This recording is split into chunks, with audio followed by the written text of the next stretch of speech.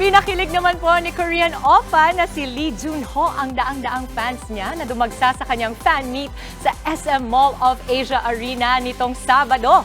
Opening number pa lang pasiklab na kaagad si Junho sa pagsayaw at pagkanta. Hindi rin nawala ang reenactment niya ng ilang eksena sa pinagbidahang hit series na King, the Land, and the Red Sleeve. At lalo pa pong napuno ng hiyawan ang arena ng kinanta ni Junho ang OPM hit na Imahe ng bandang Magnus Haven.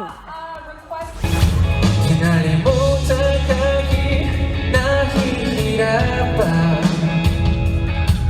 mga oras na hindi na mababalikan. Pinanda mo nung inipitin na gusto natin ay hindi sa-isa. Mga kapatid, Jess De Los Santos po, huwag magpahuli sa mga umaaksyong balita at napapanahong issue sa bansa.